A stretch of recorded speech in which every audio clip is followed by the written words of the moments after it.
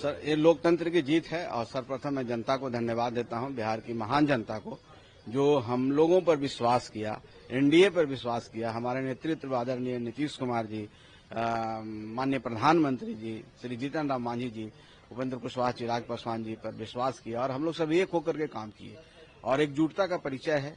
विकास तो हो ही रहा है, आगे भी विकास हम करेंगे ही कि विकास के लिए जानते हैं, लेकिन एकजुटता और हम लोग हवाबाजी नहीं किए। उन लोगों की तरफ से जो वोट चोरी गलत चीजों का प्रचार किया गया, जनता उससे भी नाखुश दिखी और वो सब चीजों को देखते हुए जनता ने समझा एनडीए ही बिहार को बेहतर सरकार दे सकती है, बिहार का विकास कर सकती है, बिहार में शांति दे सकती है। ये मुद्दों पर जनता ने वोट दिया विश्वास के साथ और मैं आपके माध्यम से उनको धन्यवाद देता हूँ। सीएम के घर पे बड़ी मीटिंग चल रही है, क्या कुछ इस मीटिंग में तय होने जा रहा है? देखिए, आगे की रणनीति तय होगी, सरकार का स्वरूप क्या होगा, कैसे सरकार बनेगी, कैसे काम करेगी, ये सब तो तय होता ही है। इस पर परिचर्चा हो रहा होगा। डिप्टी सीएम पे भी बात चल रही है सर? ये मुझे जानकारी नहीं है। कोई न कोई अगर बिहार में तो डिप्टी सीएम बन ही रहे, कोई न कोई जरूर बनेगा। सीएम नीतीश कुमार ही होंगे? अभी तक तो यही है, लेकिन विधायक दल की बैठक होनी है, विधायकों को सर्वसम्मति से चुना जाएगा। हम समझते हैं कि माननीय मुख्यमंत्री आदरणीय श्री नीतीश कुमार जी एक ऐसा चेहरा है और सब कुछ स्वीकार है, कोई उनके नाम पर विवाद नहीं होना चाहिए।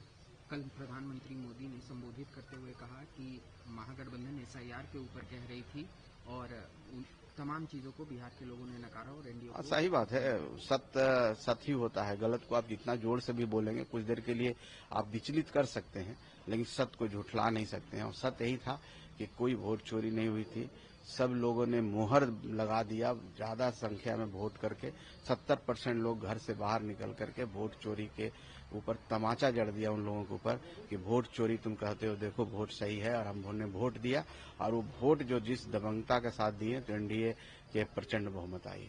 कल बिहार के रिजल्ट्स के बाद प्रधानमंत्री मोदी ने बंगाल की भी हिंट दे दी है लोगों को। क्या लगता है कि ये जो गंगा का रास्ता, जैसे मोदी जी ने कहा, बंगाल में भी बीजेपी आगे आने वाली है? एनडीए बंगाल में तो गंगा मिल जाती है समुद्र में, तो निश्चित तौर पर वहाँ भी यही पर्याय होगा और अंत तो वहीं से होना है ना, क्योंकि वहाँ भी जंगल राज है और वो दुराचार है और उस तरह के राज का अंत होना ही है।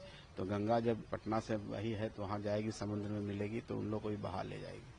अपोजिशन लगातार सवाल उठा रहा था, यहाँ तक कि अखिलेश प्रसाद सिंह ने ये कह दिया कि ऐसा क्यों हुआ रिजल्ट्स, कांग्रेस और महागठबंधन इतना पीछे क्यों रह गई? अल्लाह वरुण जी और संजय यादव जी से पूछना चाहिए, आप क्या कहना चाहिए? अब उन लोग की अपनी बात है, हम तो इतना ही कहते हैं कि जनता का विश्वास था इसलिए कि हमने काम किया, हमने शांति दी, हमने सुशासन दिया और हमारे पास लीडर्स हैं, हमारे पास नीति है।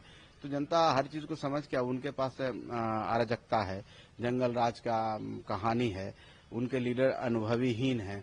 तो ये सब बात होकर के जनता जब डिसाइड करने बैठी है तो बेहतर सरकार कौन देगा, तो बेहतर एनडीए देगा, इसलिए फैसला हुआ इस तरह का।